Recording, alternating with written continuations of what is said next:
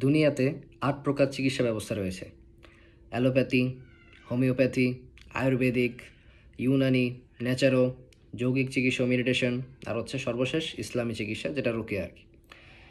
এখন দেখেন, প্রত্যেকটা চিকিৎসা ব্যবস্থার কিন্তু কি একটা নির্দিষ্ট ধারাবাহিকতা আছে। প্রত্যেকটা চিকিৎসা ব্যবস্থায় একদিনে রোগী সুস্থ হওয়ার কোনো চিকিৎসা দুনিয়াতে নাই।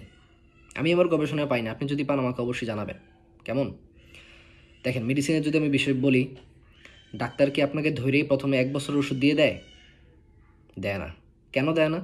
এটা তো চিকিৎসা ব্যবস্থা নিয়ম না। আপনার যদি জ্বর হয়, সর্বপ্রথম আপনাকে নাপা দিবে নর্মালি। যদি দেখে যে নাপাতেও না হয়, তখন আপনাকে অ্যান্টিবায়োটিক দিবে। এটা হচ্ছে ধারাবাহিকতা। প্রত্যেকটা চিকিৎসা ব্যবস্থার কি ধারাবাহিকতা আছে, আমি বারবার বলি। যদি একদিনই সব কিছু হইতো, ওই ডাক্তার আপনাকে 1 বছরের ওষুধ একবারে দিত।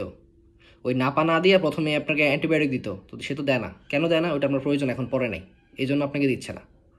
তো বিশেষ করে মানুষের যে সমস্যাটা হয় সেটা হচ্ছে রোকেয়া করাইতে আসলে বা রোকেয়া নিয়ে যত সমস্যা হয়, যে একদিনই সব সমাধান চায়। রুগীরা একদিনই সব সব কিছু ধ্বংস করতে চায়, একদিনই সব ধ্বংস করতে চায়।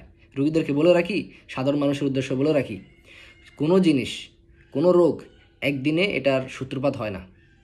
এটা শুরু হয় আরও 10 বছর আগে থেকে, 15 বছর আগে থেকে। হওয়ার পর আস্তে আস্তে আস্তে আস্তে যখন একটা পর্যায়ে চলে যায়, তখন এটা ক্ষতি হয়ে দাঁড়ায়। এই যে কিডনিতে বা লাংস যেটাই বলেন, এই ক্ষতিগুলো কি একদিনে হয়? আপনি বলতে পারবেন? এটা বছরের পর বছরের পর এটা হয়েছে। যখন এক পর্যায়ে এটা এন্ড পর্যায়ে চলে আসছে, তখন আপনি কিডনিতে সমস্যা ফেস করতেছেন, মাথায় বিভিন্ন ফেস করতেছেন, এই যে সমস্যাগুলো হয়। এখন ডাক্তারের কাছে গেলে ডাক্তার কি বলবে? আপনার তো সমস্যা পুরনো, আপনাকে কি আস্তে আস্তে স্টেপ বাই স্টেপ মেডিসিন নিয়ে এটা আস্তে আস্তে ক্লিয়ার করতে হবে, তাই না? এটাই তো বলে ডাক্তাররা, এটা ঠিক কাজই তো এটা। এটাই তো চিকিৎসার ধারাবাহিকতা। আপনারা কোন জ্ঞানের অভাবে রাকিদেরকে এইভাবে প্রশ্ন করেন যে বা বুঝান যে সব চিকিৎসা যেন একদিনই সব কিছু শেষ করতে?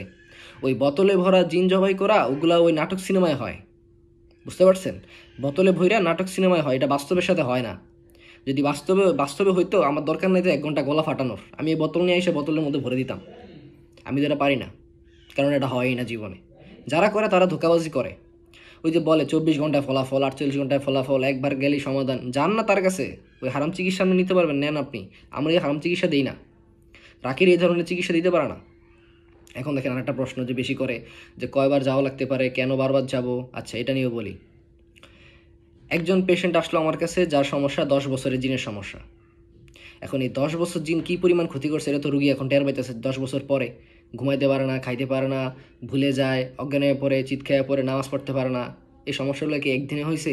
না, এটা দীর্ঘ 10 বছর ধরে জিন ক্ষতি করতে করতে করতে এই পর্যায়ে চলে আসছে। আচ্ছা, এই গেল একটা। আরেকটা হচ্ছে, আরেকজন রুগী আমার কাছে আসলো, যে কিনা মাত্র 1 মাসের কাছাকাছি হয়েছে সর্বোচ্চ বদনজর আক্রান্ত বা জিনে আক্রান্ত। আচ্ছা, মাত্র 1 মাস, আমি কিন্তু ডিউরেশন বলে দিলাম 1 মাস, বুঝতে পারছেন? এখন এই রোগীর চিকিৎসা আর ওই 10 বছরের রোগীর চিকিৎসা কি এক হবে? আপনি আমাকে বলেন, এক হবে? সুস্থ মানুষ কি বলবে? এক হবে না। কারণ 10 বছরেরটা লম্বা সময়, আর এটা 1 মাস, এটা জিন আহামরি অত বেশি ক্ষতি করতে পারবে না। তাহলে যে সংক্ষিপ্ত ছোট আকারে আক্রান্ত হয়েছে, তার 2-1টা সেশন বা 1 সেশন ঠিকমতো আমল করলে সেই রোগী ইনশাল্লাহ সুস্থ হয়ে যাবে। এখন 10 বছরের রোগী যদি আইসা বলে যে হুজুর একদিনে সব ঠিক করে দেন, এটা তো জীবনও সম্ভব না। যদি আপনি এরকম কোনো চিকিৎসা ব্যবস্থা পান বৈধ, আপনি চিকিৎসা নেন। আমিও চাই আপনি সুস্থ হন। আর কী চিকিৎসা নিয়েছেন ওটা আমাকে অবশ্যই জানাবেন, কারণ আমিও ভালো চিকিৎসা শিখতে চাই, বুঝতে পারছেন? তো কোনো রাকি আপনাকে বারবার আসতে তার প্রয়োজনের তাগিদে বলে না, আপনার প্রয়োজনের তাগিদে বলে। আপনার জিন হয়ে গেছে অনেক শক্তিশালী, আপনি নামাজ কালাম পড়েন না, কোরআন পড়েন না, তেলাওয়াত করেন না, দান সাদকা করেন না, কিচ্ছু করেন না, জিনের বানাইছেন পাওয়ারফুল, সারাদিন শুনেন গান, মুভি সিরিজের মধ্যে আসেন, আইসা বলতেছেন রাকিরে সব ঠিক করে দিতে।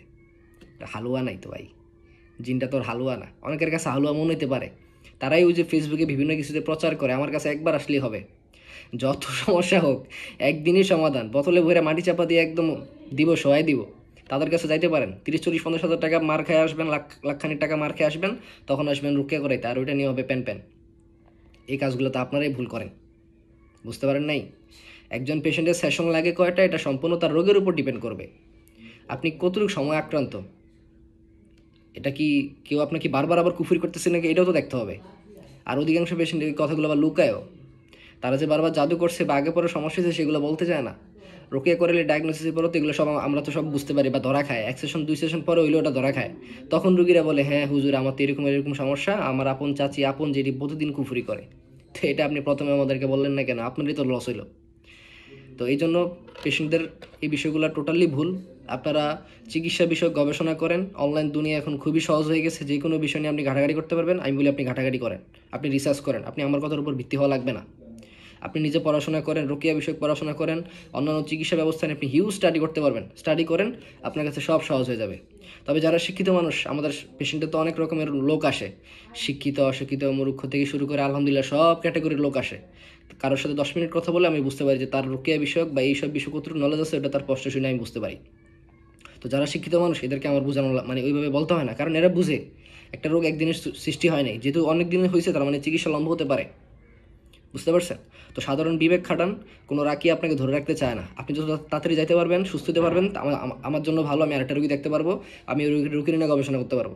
আমি তো ভাই আপনারা সারা জীবন গবেষণা করতে, আপনারা নিয়ে আমি সারা জীবন থাকতে পারবো না। আমি চাই তাড়াতাড়ি আপনি সুস্থ হন, অন্য রোগীর কাছে গিয়ে আমার কথা বলেন, আমি অমুকের কাছে গিয়ে সুস্থ হয়েছি, আপনিও যান, এটা ভালো। কিন্তু আমি আপনারা ধরে রেখে তো দরকার নাই। বুঝতে পারেন নাই? আশা করি বিষয়গুলো ক্লিয়ার হয়েছেন। আসসালামু আলাইকুম।